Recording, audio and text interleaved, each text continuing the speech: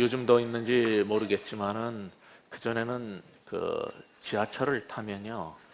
어떤 사람이 그 하체가 상당 부분이 잘려 나가 가지고 그 부분을 이제 고무나 타이어 같은 걸로 감싼 다음에 스피커하고 그 건전지, 축전지 같은 걸 세트를 박스로 이렇게 해가지고 찬송가, 구슬픈 찬송가를 틀면서 밀고 다니면서 구걸하는 사람이 있었어요.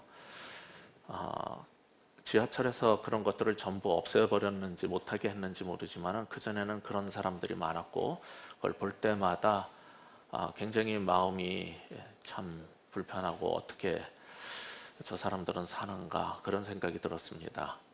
그리고 강남역에 이렇게 또 내리면은 밖으로 나와도 그 앞에 그런 사람들이 많이 있었어요. 제가 일하는 곳이 주중에 일하는 곳이 이제 그 방배 전철역 앞에 있는 신학대학원인데 거기에는 또 지금은 없어요. 그런데 좀 추워지고 찬바람이 불고 온도가 영하로 내려가면은 그 계단 위에 어떤 사람들이 맨발로 그리고 얇은 옷을 입고 그 추위에 온몸을 부들부들 떨면서 어떤 박스 종이 같은 데에다가 도와주세요 이렇게 써가지고 고개를 완전히 쳐박고 온몸을 부들부들 떨면서 그 찬바람 내려가는 그 지하철 입구에서 구걸하는 사람을 봤습니다. 점심 식사하러 갈 때도 있고 올 때도 있고 저녁 먹으러 나갈 때도 있고 또 다시 들어올 때도 하루에 4번을 이제 마주치게 되는 거예요. 어떨 때는 주머니에 있는 500원짜리나 동전을 이제 주기도 하고 제 마음이 조금 여유로워지면은 지폐를 꺼내서 주기도 해요. 근데 참 이상한 거는 지금처럼 조금 따뜻하거나 날씨가 좋을 때는 안 나타나고 꼭 추울 때만 나타난다는 겁니다. 그 따뜻할 때가 좀 더 일하기가 낫지 않을까 생각이 드는데 그때는 안 오고요. 너무 추워서 도저히 거기에 있으면 안 될 것 같은 때만 되면 나타나는 거예요. 그러니까 이게 하루에 4번을 부딪히면요. 이게 좀 주는 것도 이렇게 처음에는 이렇게 주지만은 계속 줄 수는 없잖아요. 그러면서 지나가다가 보면은 그래도 주변에 학생들도 많고 신학생들도 있고 제가 목사인 줄 아는데 그냥 지나갈 때 저도 불편해요. 그렇다고 매번 하루 4번을 줄 수는 없어요. 너무 힘든 상황인데 지금은 안 보여서 다행이지만 또 추워질까 봐 추우면 이제 또 올 텐데 나는 어떻게 거기를 지나다녀야 되는지 처음에는 그들이 너무 불쌍하고 힘들어 보이지만은 나중에는 왜 계속 저러고 있어야 되나 어떻게 다른 방법은 없을까 하는 생각이 들 때가 많습니다. 저 같은 목사도 그런 마음을 갖는데 여러분이 그런 거린들을 거지들을 또 구걸하는 사람을 보게 되면은 어떤 생각이 들지 사실은 진짜 한 분 한 분 그럴 때 어떻게 하면 좋은지 물어보고 싶어요. 뭐 예배 시간에 물어볼 수는 없고 이 사도행전의 주인공 중에 한 사람인 사도 베드로도 성전에 가다가 그런 사람을 이제 마주치게 된 거예요. 이게 밥 먹으러 가다가 만나면은 불편하겠지만 이거 예배 드리러 가는 사람이 그런 구걸하는 사람을 만났을 때는 훨씬 더 불편해요. 안 주고 그냥 지나치기가. 그래서 구걸하는 장소 중에 좋은 데가 교회 앞인데 대부분의 교회 앞에는 이제 못 있게 해요. 그래서 우리 교회들이 좀 세요. 지하철보다. 그래가지고 큰 교회 앞에는 그런 사람들이 절대로 자리를 못 잡게 하는데 1절 보시면 제9시 기도 시간에 베드로와 요한이 성전에 올라갈 때 이렇게 시작이 됩니다. 베드로와 요한은 그가 예수님 믿기 전에 유대인으로서 항상 하던 대로 습관대로 기도 시간이 되면은 여전히 성전은 유대교의 종교적인 그런 행위를 하는 곳이고 이들은 예수님을 만났어요. 유대교인이 아니라 크리스찬인데 여전히 전에 말씀드린 것처럼 그들은 예수님을 만났어도 성전을 기도하는 곳으로 알고 습관대로 자신의 경건 생활을 하기 위해서 간 거예요. 특히 여기에 9시 기도 시간이라고 그랬는데 오후 3시죠.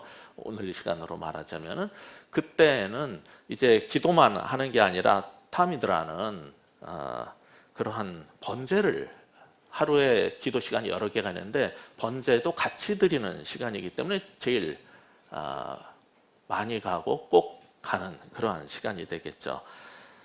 이 사람들이 그 성전에 기도하러 간다 할 때 우리는 얼른 생각할 때 성전은 큰 예배 장소, 오늘날 교회당이고 또 2장에서 우리가 봤잖아요. 집에서 또 모여서 말씀을 듣고 떡을 떼고 기도하고 뭐 이런 걸 했으니까 집에서도 기도하고 이렇게 생각을 하겠지만은 크리스찬의 예배 장소는 가정이었어요. 근데 여전히 성전에 간 거는 이제 그 전부터 살던 삶의 터전이고 또 기도할 수 있는 곳이니까 기도하러 간 거고 거기에 굉장히 많은 사람이 모이니까 그리스도 예수의 복음을 전하기 위한 목적도 있었을 거예요. 그래서 어쨌거나 그들은 이전에 하듯이 그렇게 성전에 기도하러 가는데 거기에서 한 장면을 이제 목격하게 된 거예요. 2절 같이 한번 다시 읽어볼까요? 나면서 못 걷게 된 이를 사람들이 메고 오니 이는 성전에 들어가는 사람들에게 구걸하기 위하여 날마다 미문이라는 성전문에 두는 자라. 여기 나면서 이렇게 되어 있는데 원래 헬라어를 직역하면은 오늘날 우리가 말하는 것처럼 모태솔로 이런 말을 하는 것처럼 어머니의 태로부터 모태로부터 그 뜻이에요. 그러니까 많은 장애인들이 있지만은 이 구걸하는 이 사람은 모태부터 선천성 장애를 가진 사람이에요. 한 번도 일어나서 걸어본 적이 없는 사람이에요. 여기서 나면서부터 걷지 못한 사람이라는 말은 희망이 없다는 것을 우리에게 암시해 주고 있어요. 뭐 중간에 어떻게 됐으면 고쳐보기라도 하는데 이건 선천성 장애를 가진 사람이에요.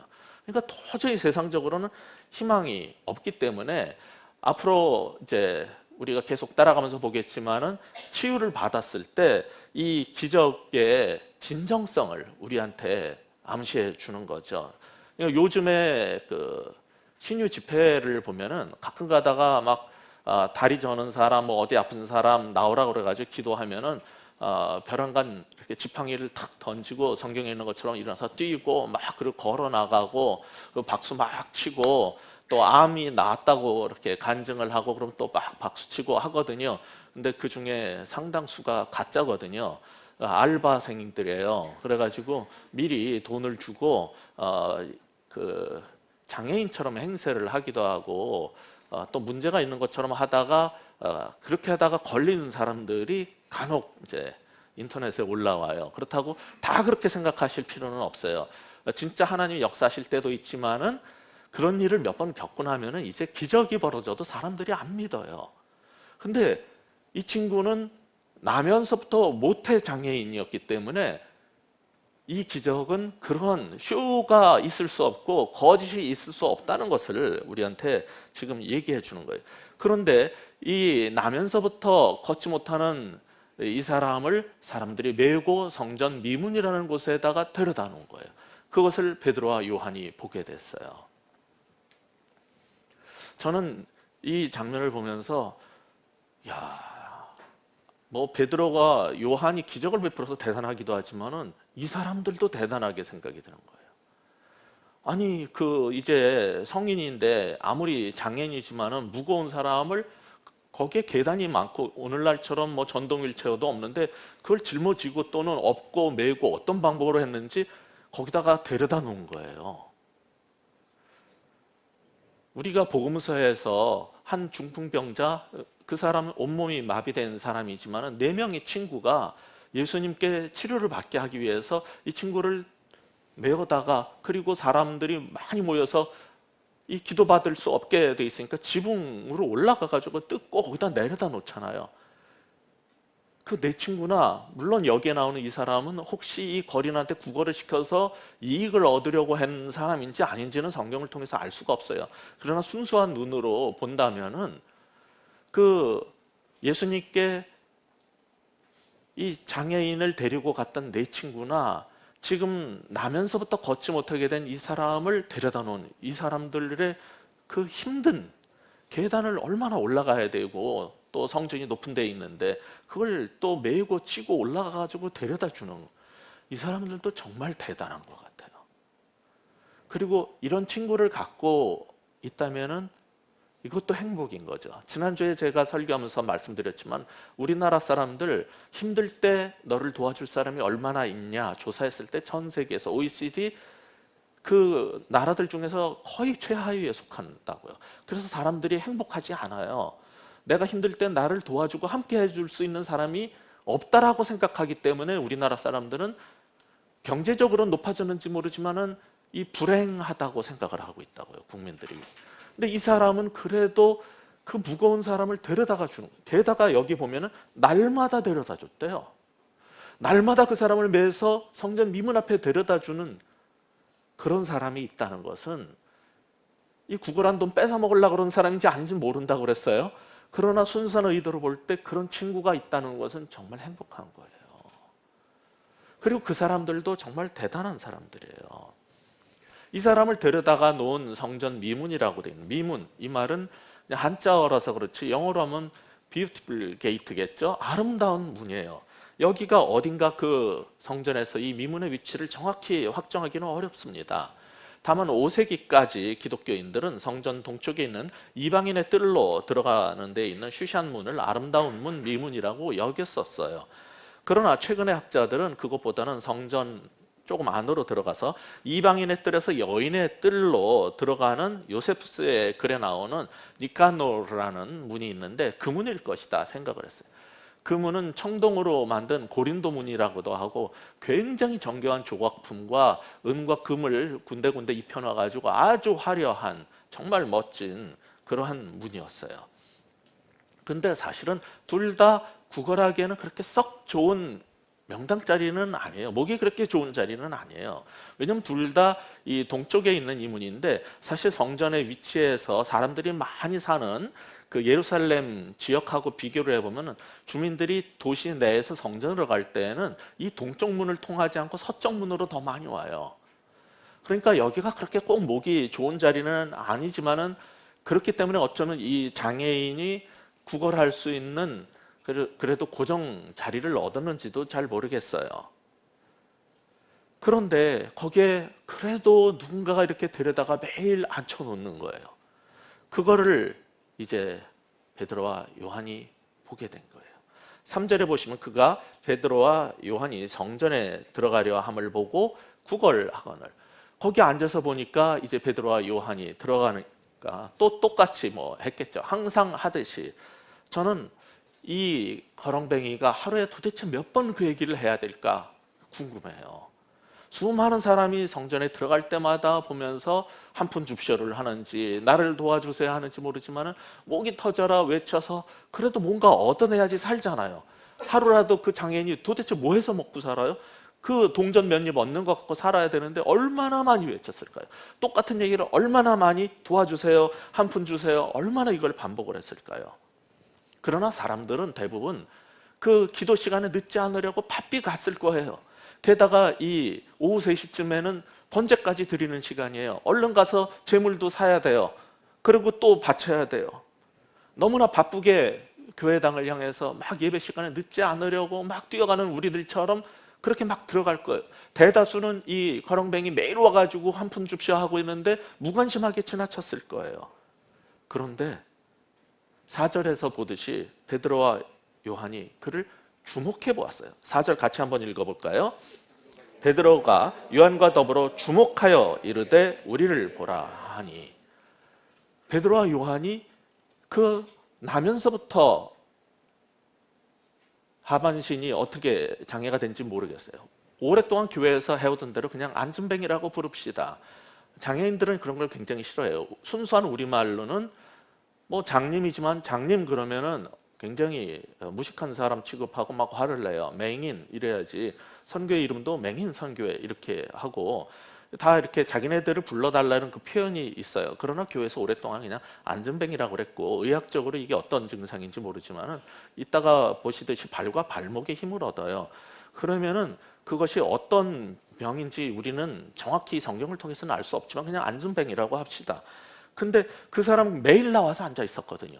근데 지금 베드로와 요한이 또 습관대로 기도하러 들어가다가 그를 주목해 보게 된 거예요.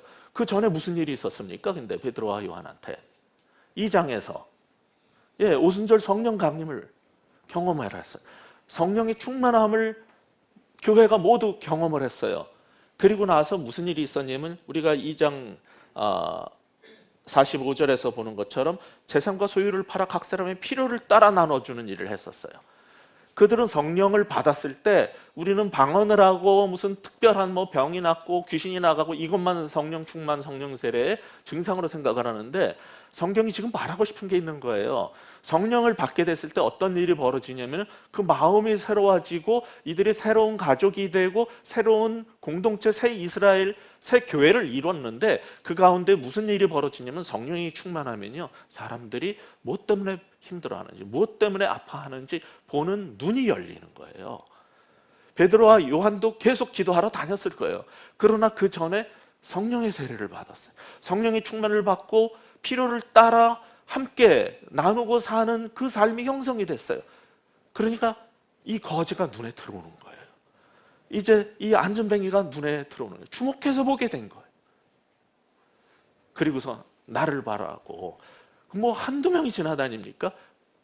나를 주목하라는 거예요. 자기가 주목해보고 그와 1대1로 지금 만나는 거예요. 그리고 나서 4절에서 베드로가 요한과 더불어 주목해서 우리를 보라 하니, 이 사람이 드디어 뭔가 제대로 줄래나 보다 얼마나 기대감이 확 커졌겠어요. 남들은 뭐 한두 셰겔 정도 줄지 모르겠지만은 날 봐라 그 정도 했으면 이제 뭔가가 제대로 나오지 않겠습니까? 기대치가 엄청 높아졌어요. 그런데 하는 얘기가 좀 이게 예상치 못한 얘기가 나오는 거예요. 은과 금은 맞았어. 내 기대치대로 셰겔이 아니야. 이거는 은전과 금전이 나올 것 같아. 근데 은과 금은 하더니 없어 그러는 거예요. 이게 헬라어로도 이상한 거고요. 영어로도 그렇게 말하지 않아요. 같은 그 어족에서 예를 들면 I don't have any silver or gold 이렇게 말을 해야죠.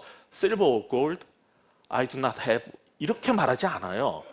근데 헬라어도 그렇고 이 영어로도, 영어 성경도 다 그렇게 번역 안 했는데 NIV 성경 하나만 뭐라고 해놨냐면 silver or gold를 앞에 딱 꺼내놨어요. 헬라어 방식대로 그냥 한 거예요. 은과 금은 했을 때 확 올라왔는데 없어! 이러면 완전 열받는 거예요. 너 지금 뭐 하자는 거니? 나랑 장난하는 거니?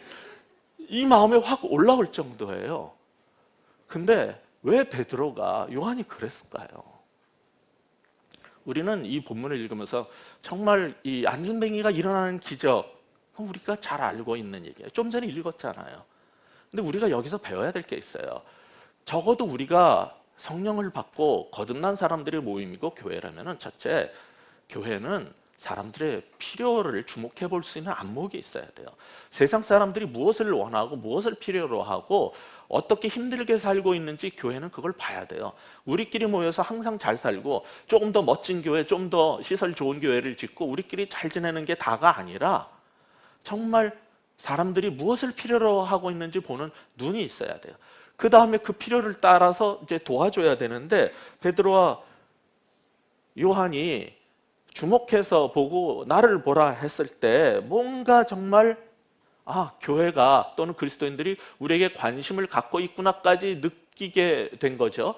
그러고선 기대를 하는데, 사람들이 교회한테 기대하는 게 있어요. 사람들이 교회 나올 때 기대하는 게 있어요. 하나님, 내 병을 고쳐주시고 우리 사업이 잘 되게 해주시고 우리 자식 서울대 가게 해주시고 우리 사업이 어떻게 되게 해주시면 항상 기대하는 게 있어요. 그게 뭐냐면은 은과 금이에요. 그 기대대로 나를 보라 했을 때 이 안전뱅이는 딱 쳐다보고 기대치가 한껏 올라갔을 때 그거 없다. 그러면 뭔가 이거는 정말 말이 안 되는 거잖아요. 사실 그렇게 필요를 눈여겨봤으면 채워줘야 되는데 왜 안 해주는 걸까요? 왜 그걸 없다라고 그럴까요? 솔직히 말해서 저는 이런 생각 들어요. 없긴 뭐가 없어. 정말 주목해서 봤어요. 그랬더니 이 안전뱅이가 너무 가난하고 몸도 아프고 이런 사람이 이러고 있는데, 그러면은 기도하던 발걸음 뒤로 돌아가가지고 어디로 가야 돼요? 우리 교회로 가야지. 다락방으로 가야지. 여기 2장 바로 앞에 뭐라고 써 있었습니까? 45절에 재산과 소유를 팔아서 사도들 앞에 내놓고 필요한 사람 주라고 바쳤어요. 주다가 남은 거 정말 한 푼도 없었을까요? 주머니에 쌈짓돈 없으면 돌아가서 갖고 와야지. 그래서 줘야죠. 근데 왜 주머니에 진짜 한 푼도 없었는지도 모르겠고 교회 가면 다 있는데 꺼내다 줄 생각도 안 하고 은과 금은 내게 없으니 그 얘기는 뭐 하자는 겁니까? 지금 사람들이 교회에 하나님에게 바라는 게 있어요. 우리는 그거를 채워주기 위해서 몸부림쳐요. 그래서 교회는 조금 더 멋지게 지어야 돼요. 어느 백화점 못지않게 크고 멋지게 지어야 돼요. 그러면 사람들 몰려옵니다. 확실해요, 그거. 목사들 다 경험적으로 아는 거예요. 그러니까 은혜의 융자 받아서라도 지으면 와요. 요즘에 하도 교회가 욕을 먹어가지고 지어도 안 오는 시대가 드디어 와가지고 부도가 나고 자꾸 이단한테 팔려가서 문제지만은 얼마 전까지만 해도 지으면 왔어요. 그거 100% 보장이었어요. 이런 투자 없어요. 그래서 은행에서도 싸게 융자 해줍니다. 교회가 한다면. 융자 정말 싸게 해줍니다. 한 번도 그게 실패 투자를 해본 적이 없으니까 은행이 이제 안 빌려줄 거예요. 너무 부도가 많이 나서 지금. 그리고 교회는 항상 돈을 모아요. 그리고 사람을 그 돈으로 뭔가를 도와주겠다는 거죠. 그런데 베드로와 요한은 은과 금 없다 그래 버리는 거예요. 사람들이 뭘 바라는지 몰라서 그러는 거예요? 알고 그러는 거예요. 여기에서 사도행전은 정말 교회가 해야 할 일이 무엇인지를 보여주는 거예요. 성령을 받았다는 그리스도인들이 어떻게 살고 삶의 우선순위가 무엇이 돼야 되는지 보여주는 거예요. 돈이 없긴 왜 없어? 있어요. 그래서 믿는 사람끼리 서로 나눠주고 힘든 사람 도와줘요. 그런 그리스도인의 삶의 공동체를 이루고 있어요. 그런데 이 거지한테는 없다 그러는 거예요. 여기서 우리는 배워야 될 게 있어요. 사람들이 원하는 것, 기대하는 것만 채워주는 게 교회의 사명이 아니라는 거예요. 돈 주는 건요, 교회가 아니라도 할 수 있어요. 교회하고 사회복지단체하고 다른 게 뭐여야 되겠습니까? 예? 교회하고 보통 거듭난 그리스도인들이 교회잖아요. 그리고 믿지 않는 사람들도 사실 어려운 사람 있으면은 세금 면제도 받을 겸 해가지고 기부합니다. 유대인들도 다 했어요. 그러니까 성전 기도하러 들어갈 때 여기가 목이 좋은 거예요. 아무리 장소가 뭐 여기 1순위는 아닐지 몰라도 그래도 기도하러 하나님 만나러 가면서 그 가난한 사람 안 주겠어요? 그 율법에 써 있는데 구걸하기 딱 좋은데요. 당연히 그거 기대하는 사람한테 안 주겠다는 거예요. 못 주겠다는 거예요. 그건 난 그거 없어. 근데 오늘날 교회는 그 일을 하겠다는 거죠. 우리 그리스도인들도 그거 해주고 주머니 있는 거 동전 몇 개 던져주고 아니 어떤 사람 500만 원 줘도 좋아요. 500원짜리 아니라 500만 원 주고 뿌듯해. 아 나도 가난한 사람 도와줬어. 나도 지성인으로 살았어요. 예. 나도 우아하게 살아요. 나 무식한 사람 아니야. 돈벌레 아니야. 나도 돈 벌어가지고 힘든데 고아원도 난 돈도 쾌척하고 뭐도 기부금도 내고 아 뿌듯해요. 베드로 요한 그거 할 줄 몰라서 그러는 것 같아요. 그냥 안 하는 거예요. 성경은 왜 이 얘기를 첫 번째 기적 사건으로 이 얘기를 집어넣냐면은 교회가 만들었어. 교회는 어떻게 살아야 되냐는 거예요. 교회 사명이 뭔지를 보여주고 싶은 거예요. 지금 은과 금을 모아가지고 계속 봉투 많이 종류별로 만들어서 많이 모아가지고 교회가 돈으로 뭘 하려는 생각 버리라는 거예요. 성경이 말하는 교회의 본질적인 모습은 그게 아니라는 거예요. 세상이 줄 수 있는 것 돈 있어요. 근데 교회에도 돈이 있어요. 근데 세상이 줄 수 있는 거 말고 세상이 줄 수 없는 거 갖고 그들을 도울 줄 알라는 거예요. 그래서 베드로와 요한이 뭐라 그럽니까? 은과 금은 내게 없거니와 내가 가진 것 그걸로 도와주겠다는 거예요. 교회가 가진 게 뭡니까? 세상은 못 가졌어요. 근데 교회만이 갖고 있는 게 뭐예요? 예수의 이름이에요. 복음이고 새로운 삶을 제공하는 거예요. 돈 몇 푼 줘가지고 오늘 하루를 먹고 살게 하는 게 아니라 그에게 완전히 새로운 삶을 줄 수 있는 것은 세상이 해줄 수 없는 일이에요. 오직 교회만이 할 수 있는 일이 있단 말이에요. 근데 오늘날 교회는 교회만이 할 수 있는 일을 하는 게 아니라 세상의 복지단체와 사회봉사단체와 그런 데에서 뭐 병원도 가난한 사람 돕습니다. 어려운 사람 있으면요 기금 있어요. 한국 병원은 짜서 그런데 미국 가면은 사회 기부금이 다 있어가지고 저도 처음에 미국 갔을 때 애를 첫 번째 애는 있었지만 두 번째 애가 임신 상태라 가지고 그냥 있으라고 그랬어요. 미국 가면 보험에서 커버를 안 해준다고 들었거든요.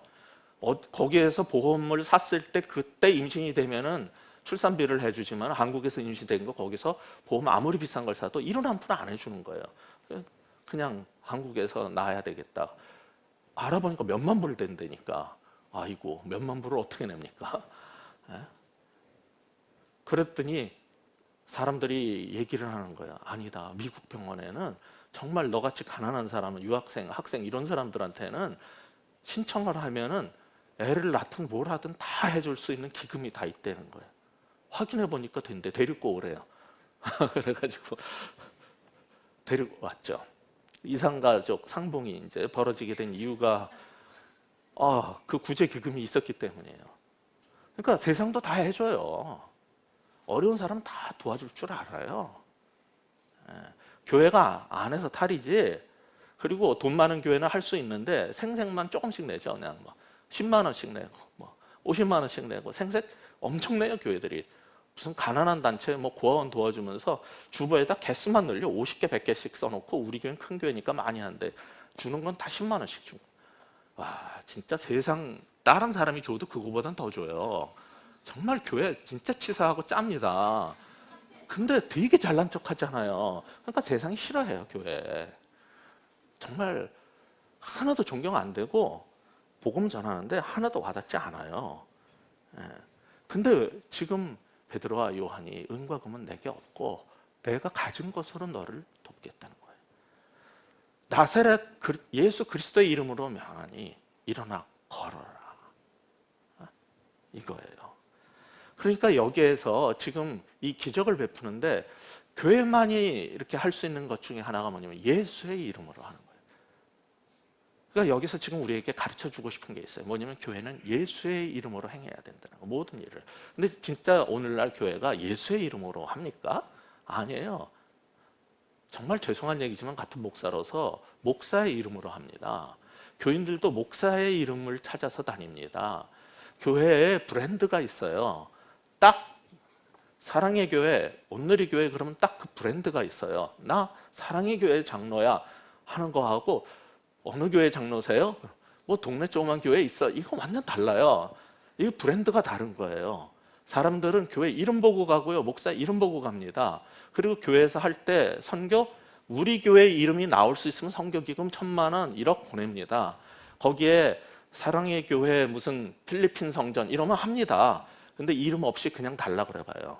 그냥 선교를 안 줍니다. 잘. 누구의 이름으로 해요? 예수의 이름으로? 웃기고 있네. 이제 교회도 예수의 이름으로 안 살아요. 우리 예수 믿는 사람들 우리를 뭐라고 불러요? 크리스찬. 크리스찬이라는 말은 뭐예요? 그리스도의 이름을 달고 사는 사람이에요. 작은 그리스도라는 뜻이에요. 그리스도의 이름으로 사는 우리인데 우리들이 그리스도의 이름으로 살아요? 아니에요.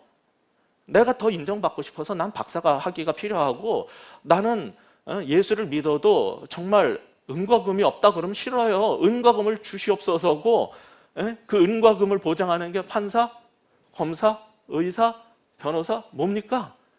그거 갖고 싶은 거예요. 나 그리스도 이름으로 살지 않아요. 나 교수의 이름으로 살고 나 사장의 이름으로 살고 나 회장의 이름으로 살고 나 장관의 이름으로 살고 싶지 무슨 그리스도의 이름으로 예수의 이름으로 삽니까? 그거 솔직히 말합시다. 생 거짓말 아닙니까? 오늘날 교회가 오늘날 그리스도인들 가운데 과연 얼마나 나사렛 그리스도 나사렛 예수의 이름으로 사는 데가 얼마나 됩니까? 교회에서 하는 일을 예수의 이름으로 하는 데가 얼마나 됩니까? 돈이 없어서 못한다 그러지 예수의 이름이 없어서 못한다는 말을 하는 교회 봤습니까? 안 그렇다고요 지금 현실이. 그래서 이 얘기를 하고 싶은 거예요. 성경은 오순절 성령 강림으로 새 이스라엘을 만들어줬어요. 그리고 그 구성원들이 이제 어떻게 살아야 되냐고요. 계속 사람들은 재산을 팔아서 감동받아서 은혜 받아서 바칠 수 있어요. 그런데 은과 금으로 세상 사람들한테 미끼를 던져가지고 교회로 불러들이지 않아요. 그 사람들이 그거 원하는 거 알아요. 교회한테 손 벌리는 거 알아요. 우리 그리스도인한테 한 푼 줍시 하는 거 알아요. 근데 은과 금은 내게 없으니 내게 있는 걸로 도와주겠다. 예수의 이름으로 너를 도와주겠다는 거예요.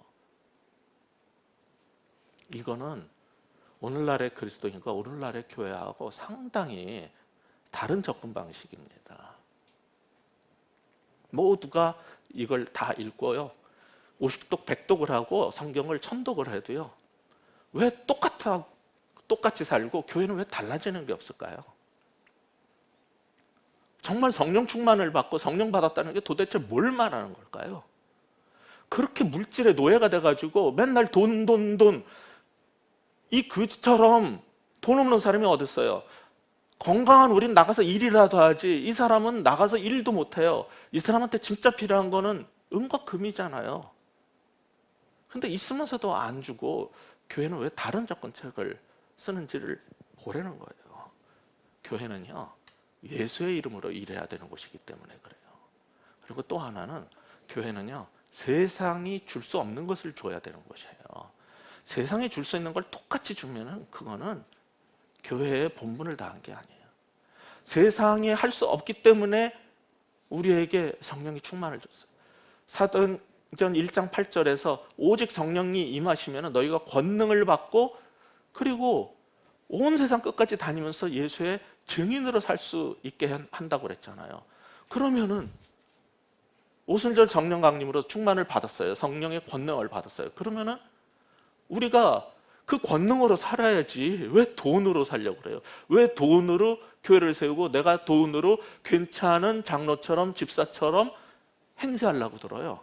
왜 세상에 명예 갖고 하려고 그래요? 왜 그리스도 예수의 이름으로 안 삽니까? 이거를 지적하고 싶은 거예요, 성경은. 저 자신이 먼저 굉장히 많이 부끄러워요.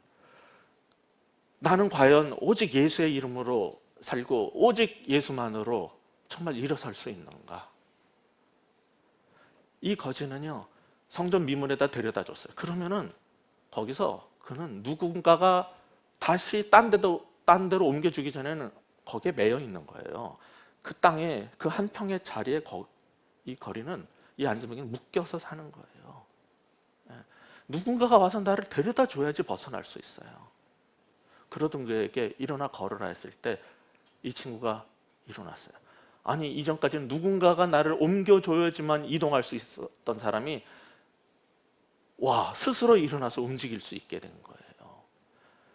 이것은 많은 사람들이 앞으로 우리가 보는 것처럼 베드로와 요한 사도의 권능이 있어가지고 김덕수 목사랑 달리 베드로는 쫙 명령을 하고 기도를 하면 안진뱅이가 일어난다가 아니라 이건 예수의 이름으로 벌어졌다는 거예요. 그래서 발과 발목에 힘을 얻어.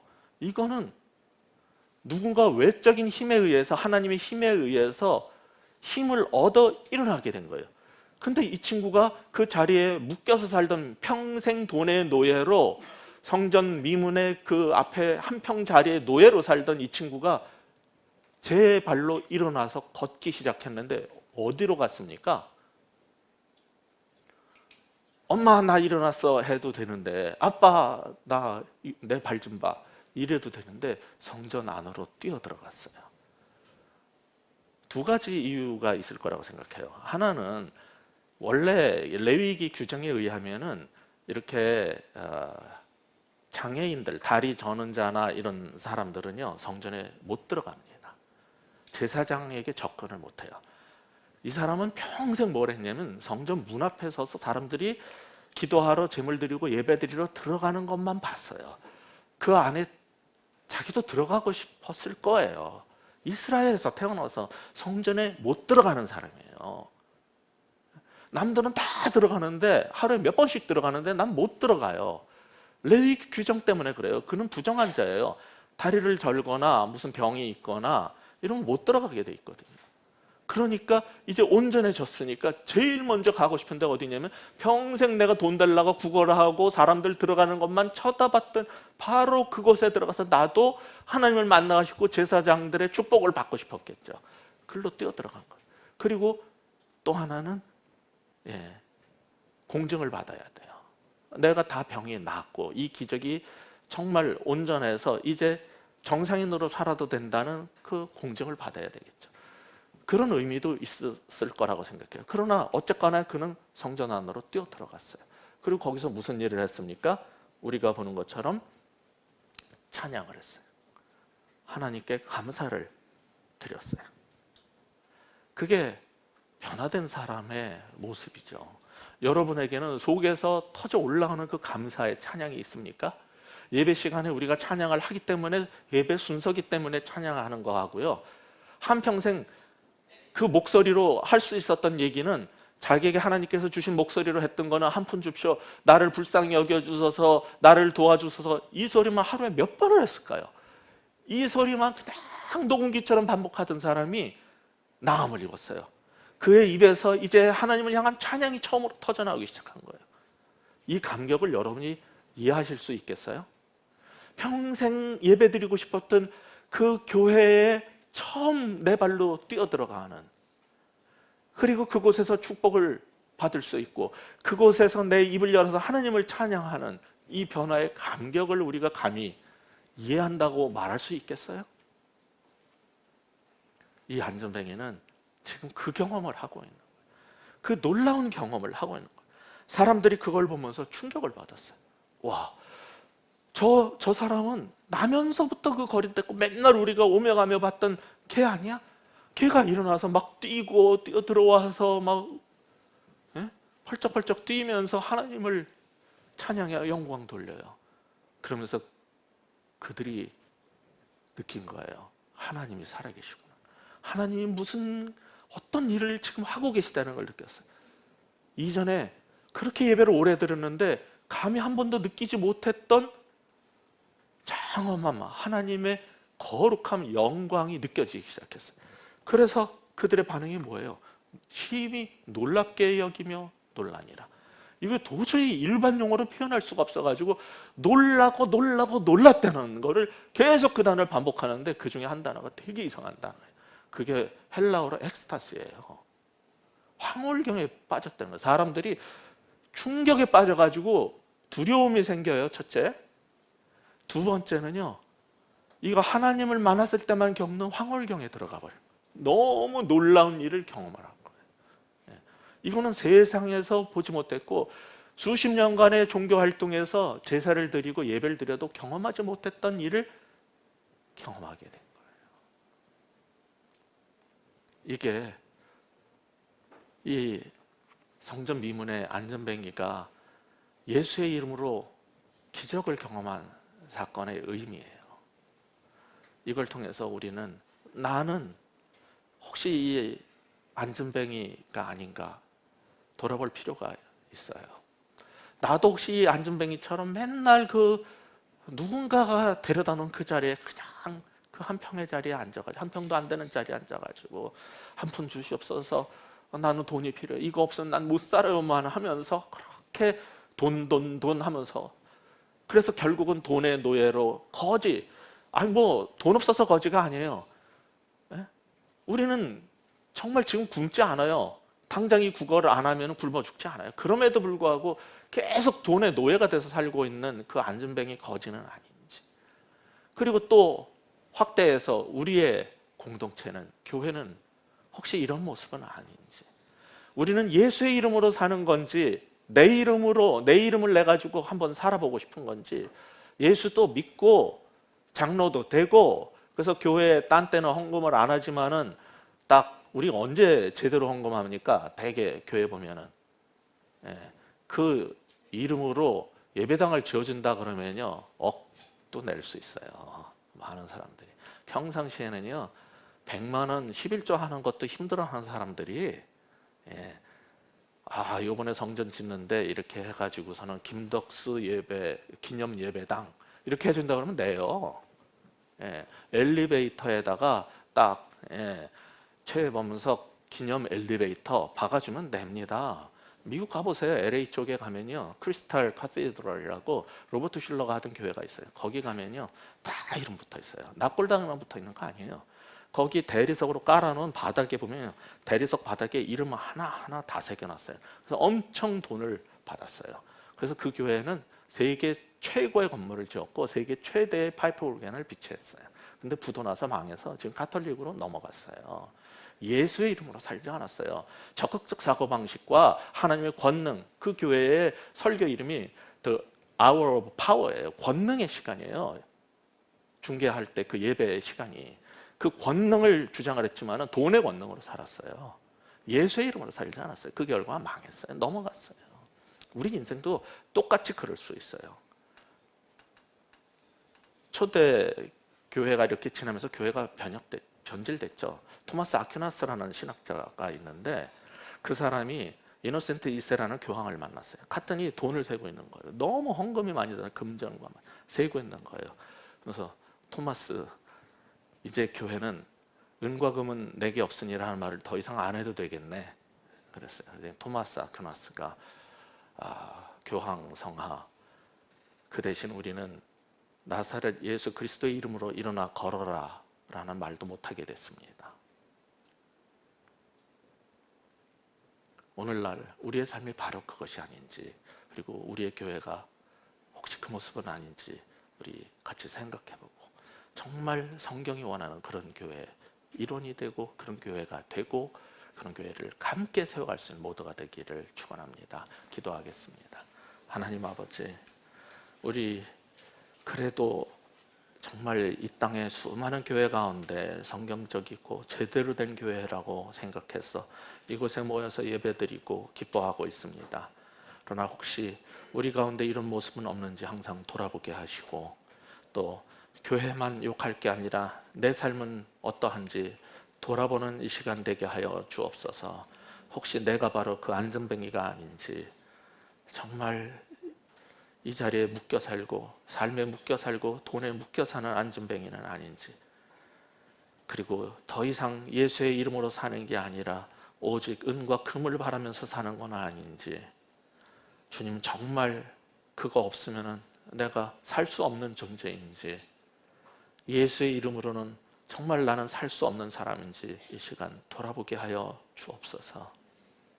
그리고 이 안전뱅이가 아니라 주님 간절히 원하오니 우리에게 명해 주시옵소서.